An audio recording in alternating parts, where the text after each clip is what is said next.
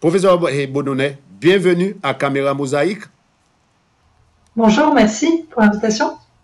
On va commencer par le centre Jean Monnet de Montréal, dont vous êtes la directrice scientifique. Le centre Jean Monnet de Montréal, c'est quoi exactement? Oui, c'est un centre de recherche qui est conjoint à l'Université de Montréal et l'Université McGill. Nous sommes deux directrices, moi-même et ma collègue Maria Popova de l'Université McGill. Nous sommes un centre de recherche sur l'Union européenne, donc on produit à la fois de la recherche, des activités scientifiques, de la formation pour les étudiants et les étudiantes. Si je ne m'abuse, tout récemment, vous avez organisé un colloque. Oui, nous avons organisé une table ronde sur les élections européennes avec différents collègues pour commenter les perspectives des élections et puis aussi publiciser le travail des étudiants qui ont travaillé sur ce thème-là toute la dernière session. Pour parler directement des prochaines élections européennes, dimanche prochain, professeur Baudonnet, comment les élections européennes ont-elles évolué depuis les premières organisées en 1979? Alors, peut-être la première chose qui frappe depuis 1979, c'est l'augmentation du nombre de députés, donc l'augmentation du Parlement à mesure que l'Union européenne s'est dotée de nouveaux membres, de nouveaux États membres. Donc c'est sûr que là, les élections ont grandi en ampleur. Vous l'avez dit en introduction, c'est à l'échelle de 27 États présents. La participation, elle, a été en constante baisse depuis 78 jusqu'à 2004, 2009-2014. On voit les premières reprises de la participation qui a réaugmenté en 2019 et la tendance a l'air de se confirmer pour les élections de cette année aussi. Et pour ceux-là qui ne connaissent pas très bien l'Europe, professeur Baudonnet, quelles sont en fait les principales fonctions et pouvoirs du Parlement européen? Donc, dans le système politique de l'Union européenne, le Parlement européen a pour fonction de représenter la voix des citoyens et des citoyennes européens. Donc, c'est la chambre législative qui vote les lois. Donc voilà, elle a une fonction de représentation et une fonction de pouvoir législatif à l'échelle supranationale européenne. Et comment, professeur Baudonnet, le rôle de ce Parlement européen se compare-t-il à celui, par exemple, du Conseil de l'Union européenne et de la Commission européenne? Alors le Conseil de l'Union européenne, lui, il a pour fonction de représenter les États membres donc en tant qu'État dans l'Union européenne. Donc au Conseil de l'Union européenne, ce sont les ministres des différents États qui siègent et le Conseil de l'Union européenne est principalement la deuxième chambre législative. Donc ce qui veut dire que tout ce qui va être législation européenne, ça va être proposé par la Commission européenne. Je vais revenir dessus dans une seconde. Et ensuite, ça peut être révisé, amendé, mais ça doit être voté par le Conseil de l'Union européenne, donc les représentants des États membres, la France, la Bulgarie, la Pologne, l'Irlande, etc. Et aussi par le Parlement européen. D'accord. La Commission européenne, elle est composée de commissaires et qui ont la confiance du Parlement européen, donc qui sont approuvés par le Parlement et qui sont désignés au début de chaque mandat par les États membres. Donc la Commission européenne a un rôle à la fois de pouvoir exécutif, donc avec l'initiative des lois, et de garante des traités. Donc c'est aussi la Commission qui est en charge de vérifier en bout de ligne que les États membres appliquent correctement, enfin en tout cas mettent en œuvre dans leur législation nationale les lois qui sont votées au niveau européen. Venons-en maintenant, professeur Baudonnet, à la structure et au processus électoraux. Pouvez-vous nous expliquer, par exemple, le système de représentation proportionnelle utilisé dans le cadre des élections européennes? Donc dans tous les États membres, les élections européennes se tiennent au scrutin proportionnel, ce qui veut dire que le nombre de sièges qu'un parti obtient dépend directement du pourcentage de voix qu'il va obtenir lors du scrutin au niveau national. Après, il va y avoir des petites différences selon les États, c'est-à-dire que le seuil, notamment pour obtenir les premiers sièges, le seuil de voix nécessaire va varier dans certains États, comme la Belgique ou l'Allemagne. Il n'y a pas de seuil minimal, donc la répartition des sièges va se faire entre tous les partis, toutes les listes qui vont avoir reçu des votes. Dans d'autres pays, comme par exemple la France, il va y avoir un seuil minimal qui est de 5%, puis entre ce 5% et ce 0, il y a aussi quelques autres pays qui vont avoir des seuils de 2 ou 3%. Et donc, ce qui veut dire, par exemple, quand il y a un seuil, c'est que si un parti, une liste obtient des voix, mais le pourcentage est inférieur au seuil, il n'obtient aucun siège. L'autre différence qu'on va avoir entre les États membres, principalement, c'est dans quelle mesure le vote est obligatoire ou pas.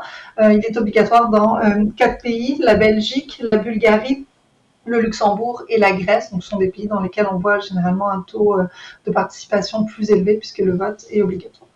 Pouvez-vous nous expliquer comment les différents systèmes électoraux des États membres ont un impact sur la composition globale du Parlement européen?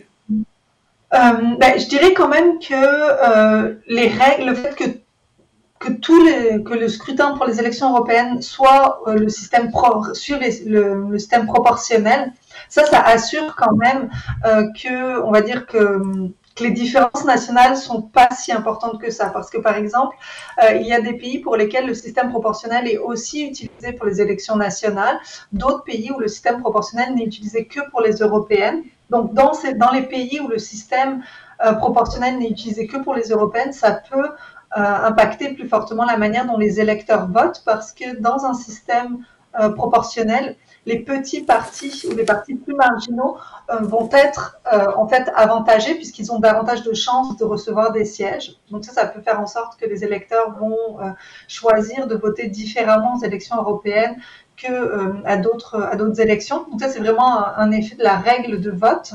Après, je dirais que de manière générale, quand même, l'effet des systèmes nationaux n'est pas si grand parce que justement maintenant, ce qui n'était pas le cas au tout début du Parlement européen, les règles sont quand même les mêmes, grosso modo, pour tous les États. On parle de 360 millions d'électeurs pour 27 États membres.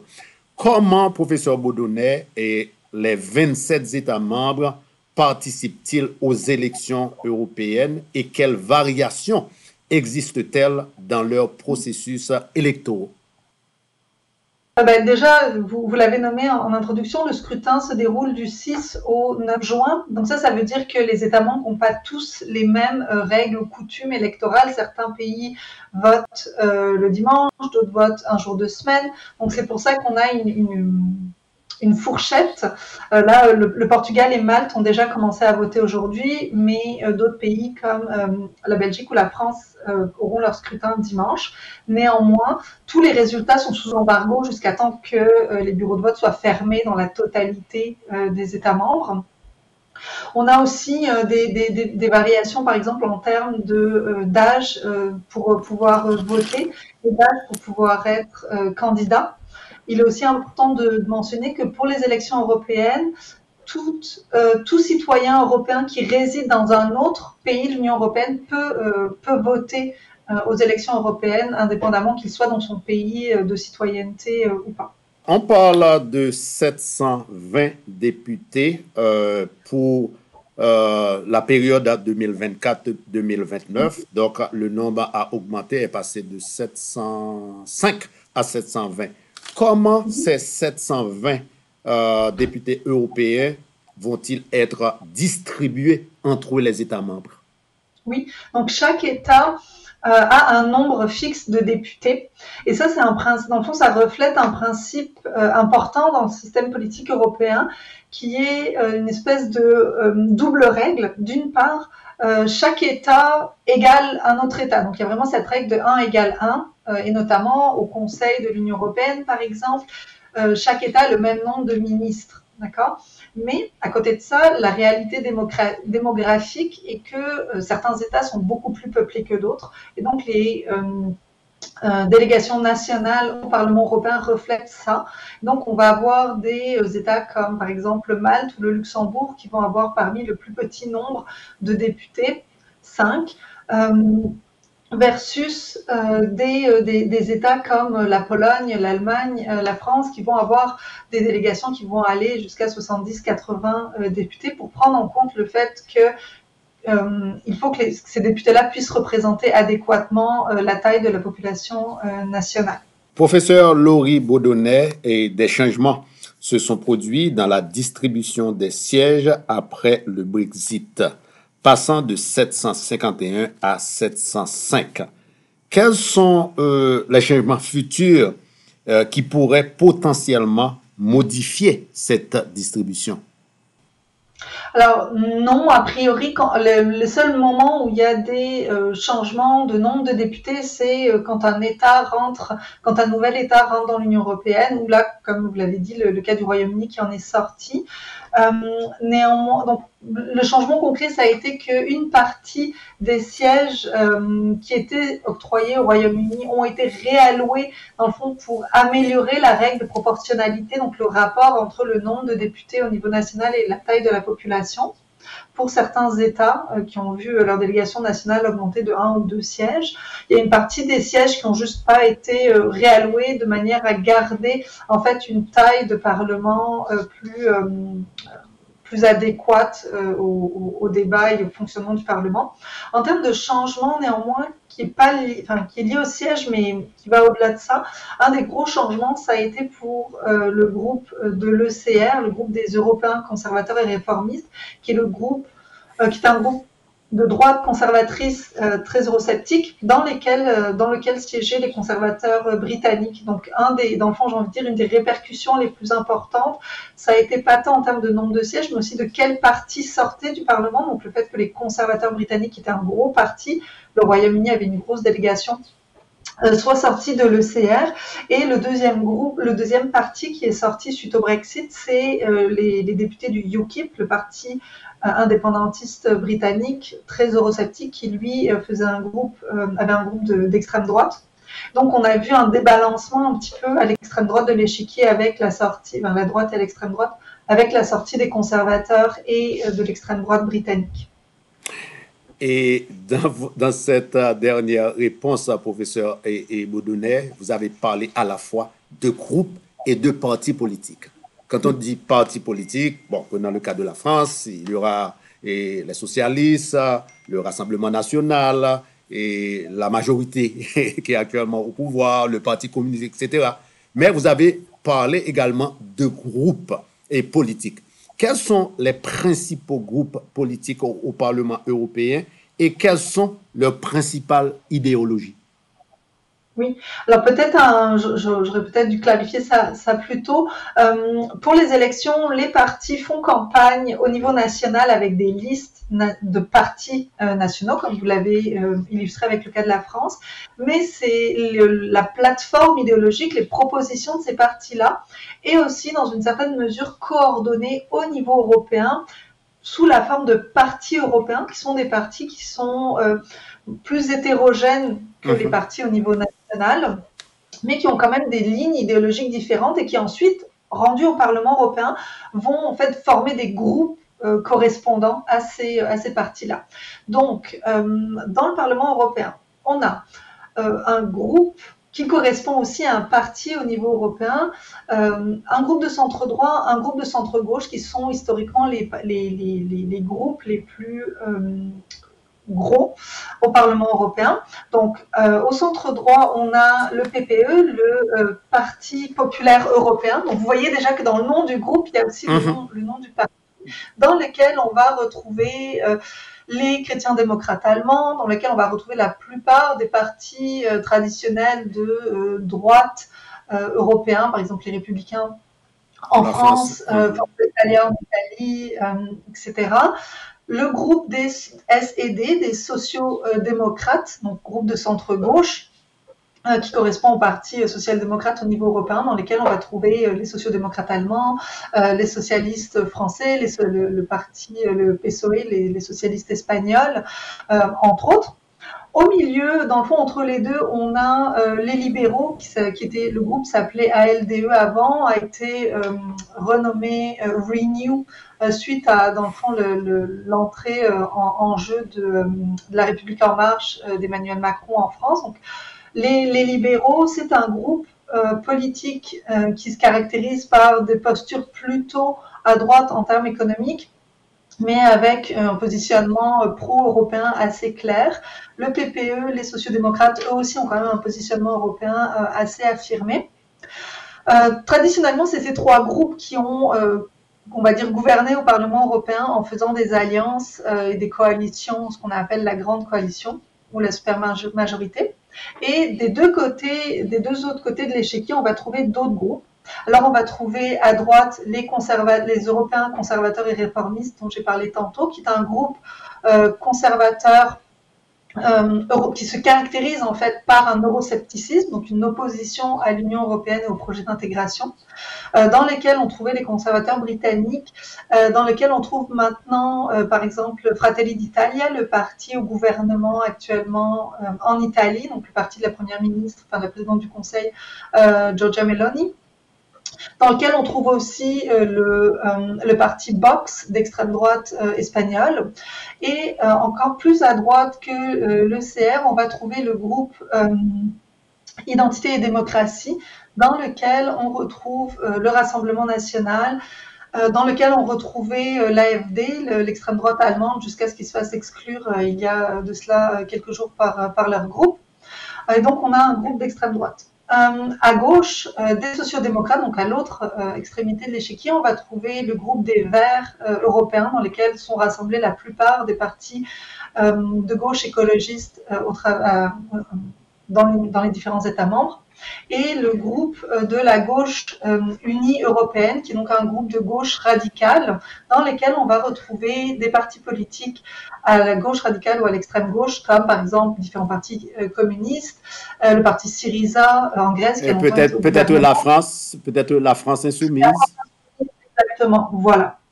Maintenant, comment les groupes politiques que vous avez bien décrits, professeur Bourdonnais, influencent-ils les processus législatifs du Parlement européen? Oui, ben en fait, ils sont influencés de la même manière que dans n'importe quelle chambre législative qu'on va retrouver au niveau national, c'est-à-dire que les députés siègent par groupe partisan. Ils vont siéger dans différentes commissions en charge de différents dossiers, et donc ça va être aux commissions en fait de proposer des révisions, des amendements sur les textes proposés par la Commission européenne, et ensuite les textes vont être votés. Donc ces différents positionnements idéologiques, ça va influencer le processus législatif en termes de contenu et aussi en termes d'alliance pour pouvoir voter ces textes ou pas. Comment est alors un parti politique défend-il les intérêts nationaux à l'intérieur d'un groupe politique à l'intérieur du Parlement européen? Oui, alors vous avez raison, les groupes politiques vont être hétérogènes. Ils vont pas nécessairement être d'accord, surtout à l'intérieur d'un même groupe. En revanche, ce qu'on voit au fil du temps, au fil des législations, c'est que les groupes politiques sont de plus en plus cohésifs. C'est-à-dire que les sociodémocrates vont de plus en plus voter ensemble et moins sur des dimensions nationales. Donc sur un enjeu spécifique, les députés vont davantage suivre la ligne idéologique de leur groupe qu'une ligne nationale en fonction de leur citoyenneté ou de leur origine nationale. Après, c'est vrai qu'il y a toujours des enjeux qui sont clivants. Le pacte vert et le climat en est un. On voit que notamment le Parti populaire européen et les sociodémocrates ont été très divisés au moment des votes et des révisions des différentes législations en lien avec le pacte vert, alors même que pour ce qui est du PPE, par exemple, la présidente de la Commission européenne, Ursula von der Leyen, est elle-même issue du PPE et avait fait du pacte vert la priorité de sa commission. Donc, même avec cet impératif-là fort, on a quand même derrière des groupes qui vont être divisés, notamment parce que la question de l'agriculture, c'est un gros budget, c'est un budget, en tout cas, qui historiquement a toujours été important et c'est difficile de réformer la PAC et la peur des retombées économiques de mesures de protection de l'environnement a pesé très fort dans les négociations au sein des différents groupes. Ensuite, peut-être pour répondre à votre deuxième question sur comment est-ce que les députés de tel ou tel groupe vont comment est-ce qu'ils arbitrent en fait entre les intérêts au niveau national et les positionnements partisans. L'intérêt national, il est teinté par la vision idéologique des différents partis. Si vous prenez l'exemple de la France, le Rassemblement national n'a pas la même vision de qu'est-ce qui est bon pour la France que France Insoumise ou la République En Marche. C'est sûr que cette dimension idéologique, elle est présente de toute manière dans la vision qu'ont les députés au Parlement. Merci pour ces précisions, et professeur Laurie Boudonnet. Parlez-nous un petit peu maintenant du processus d'adoption, de modification ou de rejet des lois proposées par la Commission européenne au Parlement.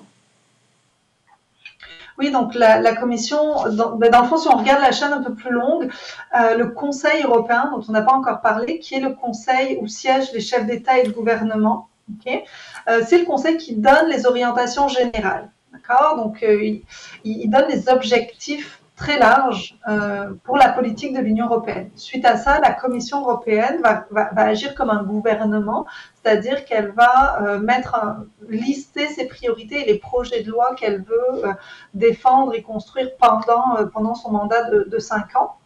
Donc, la Commission fait une proposition de loi qui est ensuite révisée et amendée à la fois par le Conseil de l'Union européenne, donc les États membres au niveau des ministres. Par exemple, quand la proposition concerne l'environnement, ça va être débattu par les ministres des différents États membres, les ministres de l'environnement.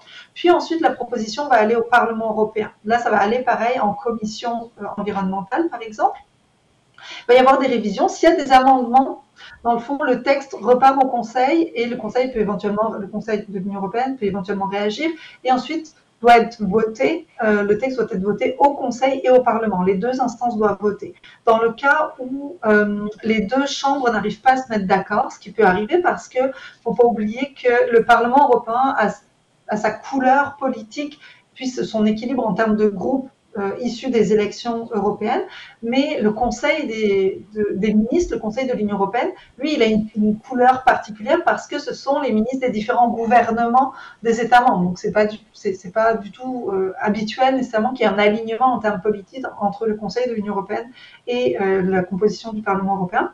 Si jamais les deux chambres n'arrivent pas à se mettre d'accord, dans ce cas-là, il va y avoir une procédure de conciliation où la Commission revient pour essayer de concilier le Conseil et le Parlement.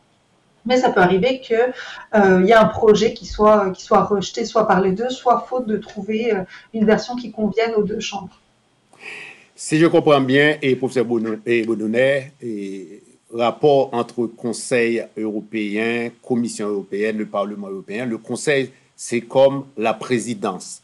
La Commission européenne, c'est comme le gouvernement, si je comprends bien. Oui, attention, oui, le Conseil européen, effectivement, c'est un peu comme la présidence du système. Et le Conseil de l'Union européenne, dans lequel il y a les ministres, c'est le pouvoir législatif au même titre que le Parlement européen. Maintenant, parlons un petit peu de la fréquence et de l'histoire des élections européennes. Quelles ont été les principales motivations derrière la décision et d'organiser en 1979 des élections directes pour le Parlement européen? Oui, donc en fait, dès la création de l'Union européenne, donc avant 1979, il y avait en fait une représentation législative où c'était dans le fond, une assemblée qui n'était pas élue. Et donc, avec 79, le grand changement, c'est que ça va être des représentants qui vont être élus au suffrage direct, spécifiquement pour siéger au Parlement européen, avec l'idée derrière d'asseoir la légitimité du nouveau système, avec un lien direct avec les citoyens et les citoyennes. Vraiment, on a une motivation démocratique, politique derrière le scrutin pour les élections européennes. Et si je ne m'abuse, c'est la neuvième, je dirais la neuvième élection européenne depuis 1979. Quels ont été, professeur Boudonnet, les résultats les plus importants des élections européennes entre, je dirais, 1979 aux récentes élections en 2019? Alors, j'aurais tendance à dire que les premières décennies, dans le fond, le résultat le plus marquant, c'était un taux de participation qui diminuait à chaque scrutin. Là où ça va commencer à changer, c'est à partir de la décennie 2000, donc pour deux raisons. D'une part, en 2004,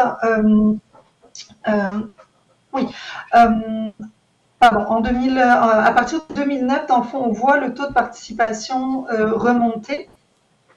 Pourquoi Notamment parce que l'Europe fait face à une très forte crise économique et dans beaucoup de pays, en fait, l'Union européenne, notamment à l'intérieur de la zone euro, va jouer un rôle important. Donc, ça va amener davantage de mobilisation à la fois de la part des partis politiques et de la part des électeurs. 2014, on a un autre changement qui est lié à la compétition pour la présidence de la Commission. Donc en 2014, c'est la première année où en fait les partis politiques au niveau européen, en plus de faire des listes, vont mettre de l'avant un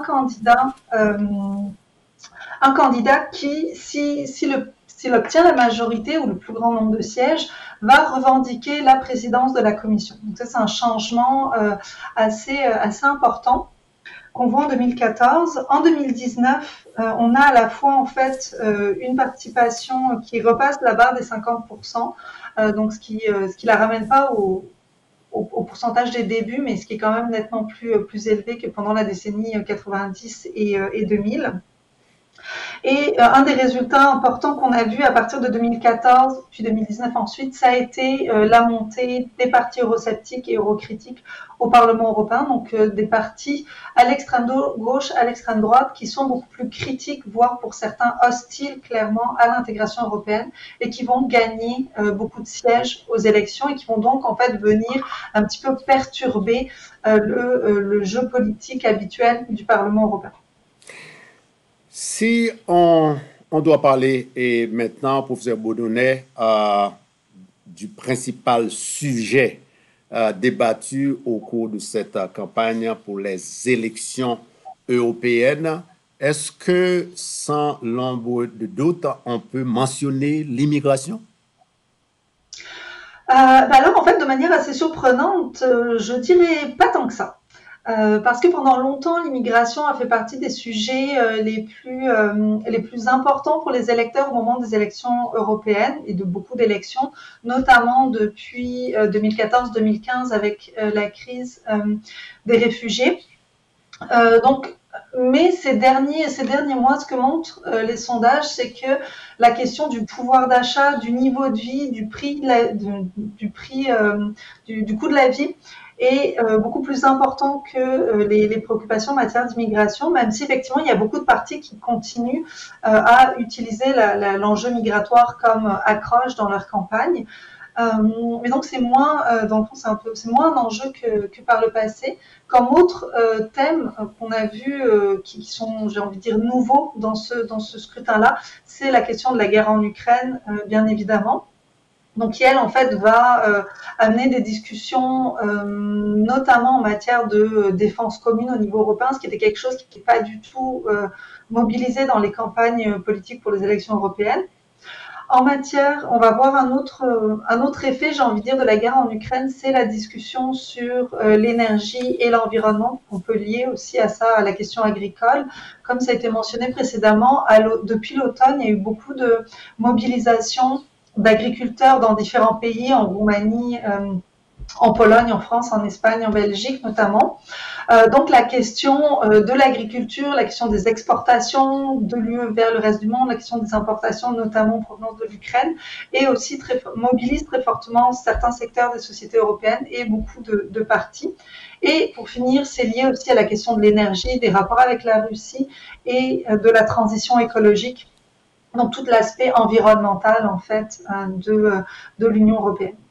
Oui, mais pour revenir sur l'immigration dans certains pays, notamment en France, Mais généralement, le Rassemblement national lie la question du pouvoir d'achat à l'immigration. Oui, non, non, vous avez raison, mais l'immigration fait toujours partie des thèmes importants du Rassemblement national. Mais pour cette campagne-là, on a un cadrage qui est un peu différent, c'est-à-dire qu'il se mobilise beaucoup plus sur la question du protectionnisme économique. Donc l'idée, il n'y a plus de remise en cause ouverte de la part du Rassemblement national du marché unique, donc de la zone de libre-échange à l'intérieur de l'Union européenne, mais ils ont cadré ça beaucoup sur contrôler en fait les marchandises et la main-d'œuvre qui rentrent de l'extérieur de l'Union européenne. Donc il y a un cadrage qui est un peu différent, notamment pour mettre de l'avant la question du coût de la vie et la question environnementale aussi. Donc ils ont un peu changé leur cadrage pour ces élections-là par rapport aux élections précédentes, sachant que la dimension, j'ai envie de dire, immigration, anti-immigration stricto sensu, sans avoir nécessairement d'autres propositions, va être davantage aujourd'hui assumé par le parti Reconquête en France, par exemple, donc qui se situe lui aussi à l'extrême droite. Professeur Laurie Bononnet, le Proche-Orient a été au cours de ces derniers mois un sujet de politique étrangère débattu notamment en France. Effectivement, il y a certaines plateformes en France qui en parlent, comme par exemple France Insoumise l'a mis dans son programme de campagne. C'est pas un enjeu, j'ai envie de dire, au niveau européen, c'est un enjeu compliqué. Pourquoi? Parce que l'Union européenne a toujours de la difficulté à avoir une position unifiée sur les enjeux de politique étrangère. Donc le conflit israélo-palestinien est un enjeu qui est extrêmement clivant à l'intérieur de l'Union européenne, comme l'a été dans une certaine mesure au début un petit peu la guerre en Ukraine, même s'il y a davantage de consensus qui s'est formé sur cette question-là, mais ça reste encore, la guerre en Ukraine, c'est pas non plus tous les États qui sont, ou tous les partis qui sont d'accord avec les mesures qui ont été prises. Et donc pour la guerre dans la bande de Gaza, au fond, il n'y a pas de positionnement unanime au niveau européen et le niveau d'action est beaucoup plus, se situe davantage au niveau national qu'au niveau européen. Oui, toujours pour parler de la guerre en Ukraine. La guerre en Ukraine, ça a fait, et on a établi un lien, par exemple, avec la nécessité d'avoir une défense européenne commune. Oui, tout à fait. Donc ça a fait remonter sur l'agenda les questions de défense, effectivement, qui étaient des questions qui ont toujours été compliquées. Pourquoi? Parce que tout ce qui est politique étrangère et de défense, c'est une portion des compétences de l'Union européenne qui est beaucoup moins intégrée, beaucoup moins déléguée au niveau européen que dans le domaine du commerce, de l'économie, de la monnaie unique, par exemple, ou même dans une certaine mesure de l'immigration. Conjonction à la fois le départ du Royaume-Uni de l'Union européenne, qui était, avec la France, le deuxième gros joueur en matière de défense au sein de l'Union européenne, et donc la guerre en Ukraine et le fait d'avoir un front ouvert à l'extrémité, enfin tout de suite à la frontière de l'Union européenne. Et c'est notamment les rapports avec la Russie, c'est notamment un questionnement qui est très important pour les pays d'Europe centrale et orientale, pour les républiques baltes également, qui sont tous des pays qui ont été, de manière voulue ou non, dans la zone d'influence et de domination de la Russie depuis très longtemps. Et donc il y a aussi des positionnements, oui, qui sont majoritairement en faveur d'une réponse forte vis-à-vis de la Russie, mais c'est quand même un enjeu clivant, notamment par exemple pour la Hongrie, qui a un positionnement beaucoup plus pro-russe que les autres États membres. Pour parler maintenant, professeur Bononnet, de l'impact des élections européennes, de quelle manière les élections européennes améliorent-elles la légitimité, je dirais, démocratique et la participation des citoyens à l'Union européenne? Alors, en termes de légitimité démocratique, c'est sûr que c'est un aspect essentiel du système puisque c'est la seule occasion qu'ont les citoyens, les citoyennes de voter directement pour élire des représentants au niveau européen. C'est sûr qu'ils élisent d'autres représentants de manière indirecte quand ils votent au niveau pour les élections nationales, puisque ensuite ça va être des membres du gouvernement qui vont siéger au Conseil de l'Union européenne ou au Conseil européen. Mais là, avec le Parlement, j'ai envie de dire, théoriquement, ce sont des élections qui devraient se jouer vraiment sur qu'est-ce qu'attendent les gens de l'Union européenne et des différents partis qui vont les représenter au niveau européen. La réalité derrière, c'est que les élections européennes sont souvent considérées comme des élections de deuxième ordre, à la fois par les citoyens et citoyennes et à la fois par les partis. Je m'explique. On a parlé tout à l'heure d'un taux de participation qui diminue. Alors, il y a beaucoup de facteurs qui expliquent ce taux de participation qui est assez bas.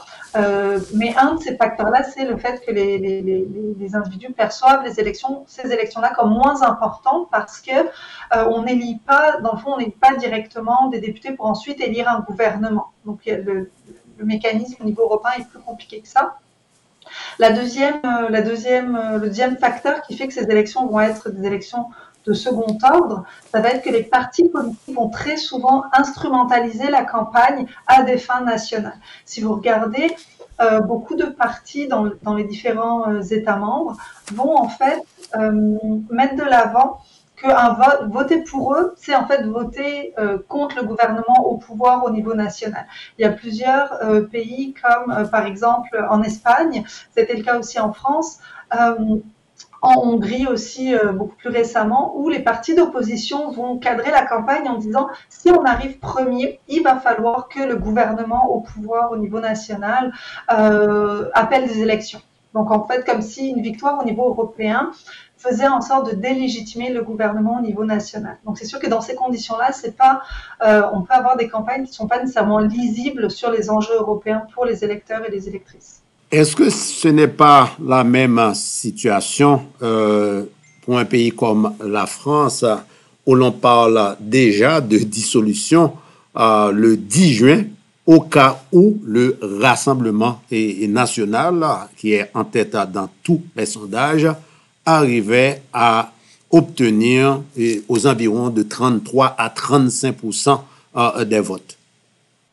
Oui, oui, vous avez raison, la France rentre aussi dans ce cadre-là. Simplement qu'on parle beaucoup de la France, donc on voit cette dynamique-là ailleurs, on les voit aussi en France, avec vraiment un positionnement c'est ça, qu'une élection au niveau européen légitime le parti aussi au niveau national. Et c'est d'ailleurs une stratégie qui a été utilisée de longue date par les partis qui étaient plus marginaux. Et ça a été le cas du Front National avant et puis ensuite du Rassemblement National. Ça a été le cas du UKIP en Grande-Bretagne. Le fait d'aller chercher beaucoup plus de voix au niveau européen, notamment parce que le système proportionnel est plus favorable aux partis marginaux. Et alors qu'en France, pour les élections nationales, c'est un scrutin uninominal à deux tours, donc dans le fond, soit vous arrivez avec si vous arrivez avec une majorité des voix, c'est vous qui raflez la majorité des sièges, donc ce qui fait que c'est défavorable pour les plus petits partis. Et donc le Rassemblement national a depuis longtemps en fait basé son discours de légitimation sur des victoires aux élections européennes. Oui. Et est-ce que, professeur Bourdonnais, quand parler de partis marginaux, est-ce que maintenant en France, le RN, c'est un parti marginal? Non.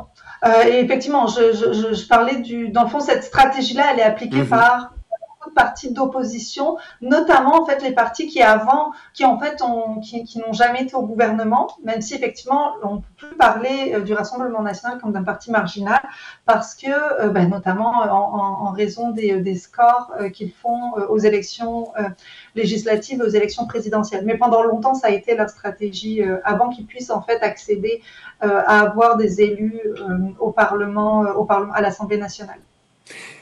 Et nous sommes presque à la fin de cette émission, professeur Laurie Bourdonnais. Vous avez suivi la campagne électorale pour ces élections européennes. Comment prévoyez-vous l'équilibre du pouvoir parmi les principaux groupes politiques du Parlement européen? Alors, les sondages donnent le Parti populaire européen premier. Donc avec un renforcement de la dynamique qui était déjà là dans le Parlement de 2019. La tendance qu'on note, c'est que c'est la croissance en fait à la fois du PPE, de l'ECR, donc les conservateurs eurosceptiques, et de l'extrême droite, donc Identité et démocratie.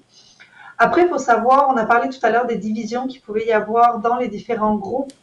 Les groupes à l'extrême droite, et notamment entre l'ECR et Identité et démocratie, Ils ont beaucoup de similitudes, mais ils ont aussi des différences.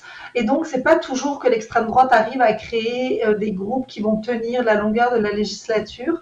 Là, dernièrement, Giorgia Meloni, donc, qui siège dans l'ECR et qui est la tête de la coalition au pouvoir en Italie, et Marine Le Pen, donc ancienne présidente du Rassemblement national, viennent de mettre de l'avant des possibles collaborations. C'est sûr que du point de vue structurel, ils ont tout intérêt à collaborer, mais souvent, il va y avoir des dynamiques nationales qui vont faire en sorte que ces partis-là ont plus de mal à collaborer ensemble. Donc c'est vraiment, j'ai envie de dire, la grosse inconnue. Est-ce qu'ils vont être capables de former un groupe suffisamment qui leur donne suffisamment de sièges ou pas. Si c'est le cas, oui, ils vont réussir à peser très largement sur les résultats dans la prochaine législature. Sinon, on va être un peu dans la même situation que le Parlement précédent où l'extrême droite, oui, a un certain nombre de sièges importants, oui, va peser sur le débat, mais n'a pas le pouvoir que vont avoir le centre-droit ou le centre-gauche parce qu'ils ont des groupes plus larges. Professeur Laurie Baudonnet, nous allons terminer cet entretien aujourd'hui en essayant de lier vos travaux de recherche au sein du Centre Jean Monnet de Montréal aux élections européennes de dimanche prochain. Pour quelqu'un comme moi qui suit, je dirais de très loin, l'actualité européenne, j'ai l'impression qu'en Amérique du Nord et États-Unis, Canada, on ne s'intéresse pas beaucoup aux enjeux de ces élections européennes, alors que des sujets comme le CETA, l'accord de libre-échange entre l'Union européenne et le Canada, a été un sujet de grand débat lors de la campagne pour ces européennes. Oui, alors on travaille donc le Centre Jean Monnet, nous sommes une équipe de 12 chercheurs et d'une trentaine d'étudiants à la maîtrise et au doctorat qui travaillons sur les questions liées à l'Union européenne et on travaille sur différents aspects. Donc c'est sûr que j'ai des collègues qui travaillent sur notamment les accords de libre-échange. Moi, je travaille davantage sur les dynamiques démocratiques, les élections, le conflit politique. J'ai des collègues qui travaillent sur les politiques migratoires aussi. Donc bien évidemment que il y a toute une partie de ce travail là qui est vraiment lié à de la recherche et on va toujours avoir à l'esprit l'idée de disséminer les conclusions de notre recherche pour le public plus large, afin notamment d'informer sur différents enjeux. On a notamment une banque d'outils en ligne sur notre site internet avec des infographies sur les élections, mais aussi sur d'autres enjeux pour informer le grand public. Voilà.